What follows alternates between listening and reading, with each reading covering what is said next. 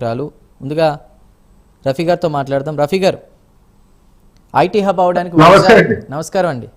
IT హబ్గా అవ్వడానికి Vizag ready అవుతున్న ఈ క్రమంలో గూగుల్ వైజాగ్కి రావడం తమిళనాడు లేదా కర్ణాటకకి సంబంధించిన రాష్ట్రాల్లో ఆ ప్రభుత్వాలకి నచ్చట్లేదా, కన్ను కుట్టిందా? పొరుగు రాష్ట్రాల ప్రేలాపనలపై మీరేం మాట్లాడతారు రఫీ గారు? నమస్కారం అండి. నమస్కారం. ఈరోజు కార్యక్రమం నిర్వహిస్తున్న మీకు, అలాగే ప్యానెల్లో ఉన్నటువంటి మిత్రులకి, ప్రైమ్ లైన్ వీక్షకులందరూ కూడా శుభసాయం. ఈ గూగుల్ వచ్చిన దగ్గర నుంచి కొంతమందికి నిద్ర లేవు సార్. పొరుగు రాష్ట్రాల సంగతి చెప్తాను తర్వాత. ఆంధ్రప్రదేశ్లో వైసీపీ వాళ్ళకి మాత్రం అసలు పూర్తిగా మైండ్ బ్లాక్ అయిపోయింది. వాళ్ళు ఏం మాట్లాడుతున్నారో వాళ్ళకే తెలియట. నీటి కొరత వస్తుందని ఒకడు, పర్యావరణం దెబ్బతింటుందని ఒకడు, అక్కడంతా కూడా వేడి పుట్టుద్దని చెప్పేసి ఇంకొకడు, 200కి మించి ఉద్యోగాలు రావని చెప్పి ఇంకొకడు, రకరకాల. అసలు ఈ జగన్మోహన్ రెడ్డి గూగుల్తో మాట్లాడాడు, అప్పుడు మాట్లాడటం వల్లే వచ్చిందని చెప్పి ఇంకొకరు. ఈ రకంగా వీళ్ళు మాట్లాడి అపాసుపాలు అయ్యారండి ఈ 2 రోజుల్లో. ఏమంటే విశాఖపట్నానికి పురుషోత్తంపట్నం కాలువ నుంచి పోలవరానికి అప్ టు పలాస దాకా ఎడమ కాలువ వెళ్తా ఉంది.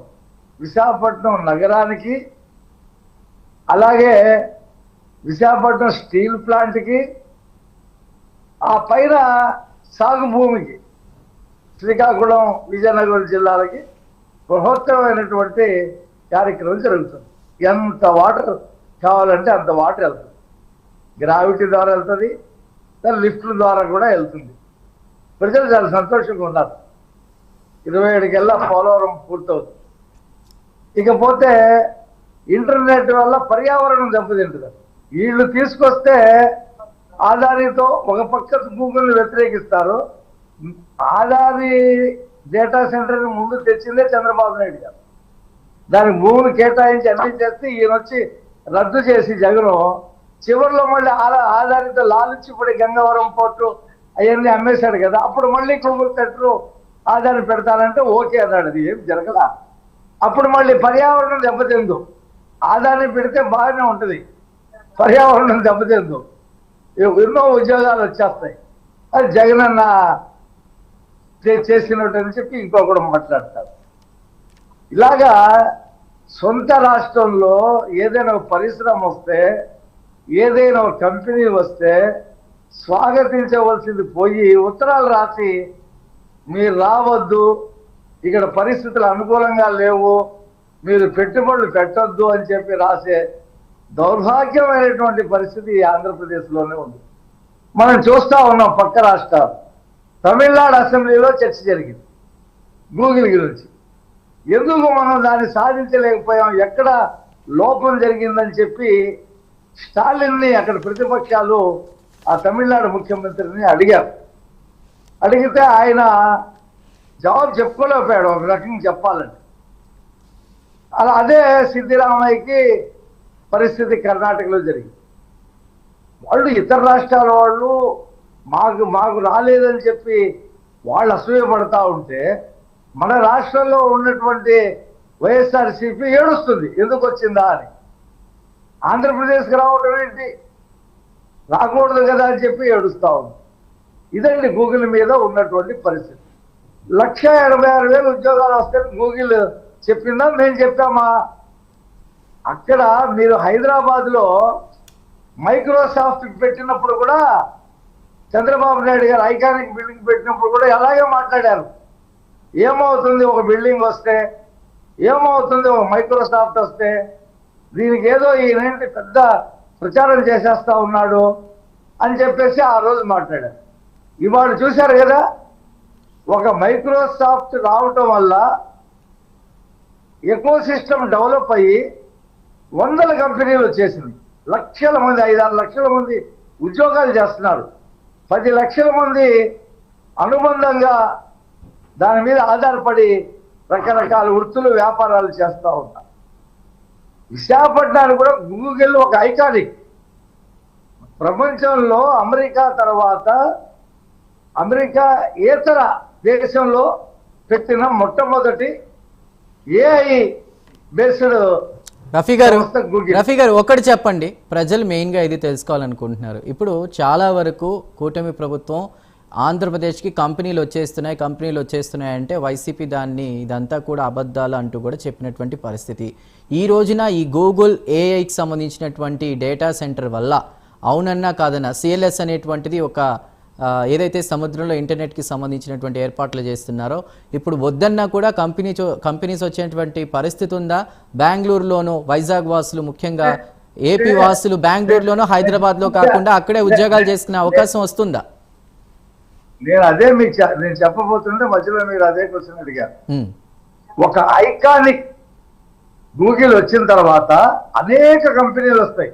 ఆల్రెడీ కాగ్నిజెంట్ వచ్చింది వైజాగ్, ఆల్రెడీ టీసీఎస్ వచ్చింది, ఆల్రెడీ ఆదాని డేటా సెంటర్ కూడా రాబోతా ఉంది.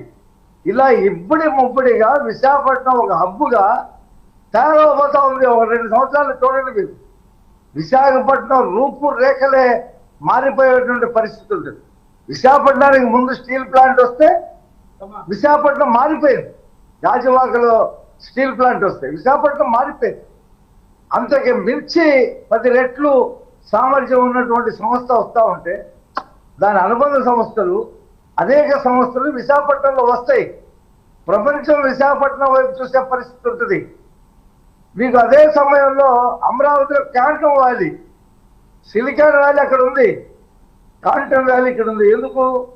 టాటా సిఇఓ చంద్రశేఖర్ను, బిల్ గేట్స్ లాంటి వాళ్ళు దాన్ని సహకరిస్తున్నారు. అమరావతిలో క్వాంటమ్ వ్యాలీ ఇవాళ 10 లక్షల కోట్ల పెట్టుబడులు ఆంధ్రప్రదేశ్లో వివిధ జిల్లాల్లో వచ్చినాయి. నిన్న ప్రధానమంత్రి 13,000 కోట్లకు సంబంధించిన పనులు శ్రీకారం చుట్టడం కానీ జాతికి అంకితం చేయడం కానీ జరిగింది. అంతకుముందు ప్రధానమంత్రి విశాఖపట్నం వచ్చినప్పుడు 4 లక్షల కోట్ల రూపాయల పనులకు సంబంధించినటువంటి పనులు ప్రారంభమైనవి. ఒక పక్కన అభివృద్ధి జరుగుతూ ఉంది, ఓడవలేకపోతా ఉన్నారు ప్రజలు. వాళ్ళు చాలా సంతోషంగా ఉన్నారు. ఎందుకంటే 15 నెలల కాలంలో ఇంత పురోగతి ఈ రాష్ట్రానికి రావటం పట్ల ఒక్క వైఎస్ఆర్సీపీ తప్పితే ఈ రాష్ట్రంలో ఉండేటువంటి కాంగ్రెస్ పార్టీ కానీ, సిపిఐ కానీ, సిపిఎం కానీ, చిన్న చితక పార్టీలు అన్ని కూడా స్వాగతించింది. అభివృద్ధి మన పిల్లలు చేస్తారు, అనేక పరిశ్రమలు వస్తాయి దాని చుట్టూ. ఆంధ్రప్రదేశ్ పారిశ్రామికంగా అభివృద్ధి అయితే మన పిల్లలకు ఉద్యోగాలు దొరుకుతాయి, మన వాళ్ళకి వ్యాపారాలు దొరుకుతాయి, సంతోషిస్తా ఉన్నారు.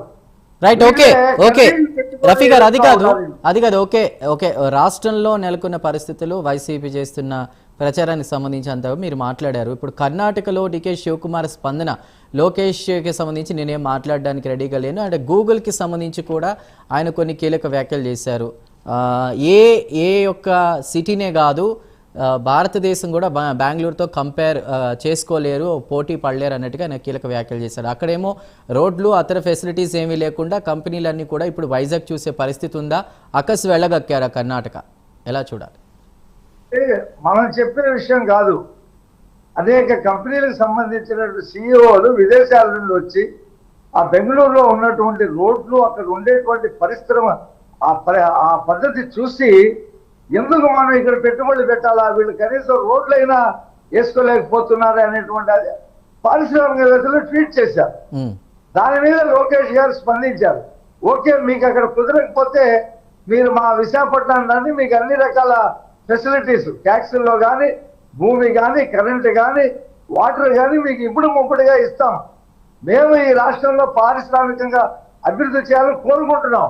ఇప్పటికే తమిళనాడులో బోల్డని పరిశ్రమలు ఉన్నాయి, బోల్డని కంపెనీలు ఉన్నాయి, కర్ణాటకలో బోల్డని పరిశ్రమలు ఉన్నాయి, కంపెనీలు ఉన్నాయి, తెలంగాణలో ఉన్నాయి, హైదరాబాద్లో ఉన్నాయి. లేదు ఆంధ్రప్రదేశే కదా. ఆంధ్రప్రదేశ్కి వస్తుంటే, పక్క రాష్ట్రానికి వస్తుంటే వాళ్ళు ఎందుకు బాధపడాలంట? నేను ఏమి అన్నీ మీరే తీసుకోవాలా, వేరే రాష్ట్రం వాళ్ళు తీసుకోకూడదా? అలా ఆలోచిస్తే వాళ్ళకి బాగుంటుంది. వాళ్ళేమీ రాలేదని చెప్పి బాధపడతా ఉంటే ఈ వైసీపీ వాళ్ళు ఎందుకు వచ్చిందిరా బాబు ఈ ఆంధ్రప్రదేశ్ అని చెప్పి వీళ్ళు ఏడుస్తా ఉన్నారు. ఇది ఈ పరిస్థితి చాలా హాస్యాస్పదంగా ఉంది. తమిళనాడులో ఏది జరిగినా సరే అక్కడ ప్రతిపక్షం అధికార పక్షం కలిపి ఆ రాష్ట్ర అభివృద్ధి కోసం కేంద్రంతో పోట్లాడతారు, అది తెచ్చుకుంటారు. కర్ణాటకలో కూడా ఇంచుమించు అలాగుంది, అంత తమిళనాడు లాగా ఉందని నేను అనను. కానీ ఎవరి హయాంలో వాళ్ళు ఆ రాష్ట్రం అభివృద్ధి చేయాలని ప్రయత్నం చేస్తారు. ప్రతిపక్షం అక్కడ ఎవరున్నా కాలు మాత్రం అడ్డం పెట్టదు, కలిసి పని చేయకపోయినా కాలు అడ్డం పెట్టదు. కర్ణాలి ఈ ఆంధ్రప్రదేశ్ లో ఉన్నటువంటి వైసీపీ అసలు ఈ రాష్ట్రానికి రావద్దు, ఈ రాష్ట్రంలో పెట్టుబడులు పెట్టద్దు, ఈ రాష్ట్రంలో ఏమీ లేదు, అసలు వస్తే వాతావరణం దెబ్బతింటుంది, పర్యావరణం దెబ్బతింటుంది, వేడి పెరిగిపోద్ది, మంచినీటి కొరత ఉంటుంది, ఉద్యోగాలు రావు. రైట్ రఫీ గారు మాట్లాడదాం. కొన్ని కీలక ప్రశ్నలు కూడా ఉన్నాయి. రైట్ రఫీ గారు కొన్ని కీలక ప్రశ్నలు కూడా ఉన్నాయి, వాటి మీద మాట్లాడదాం. దానికి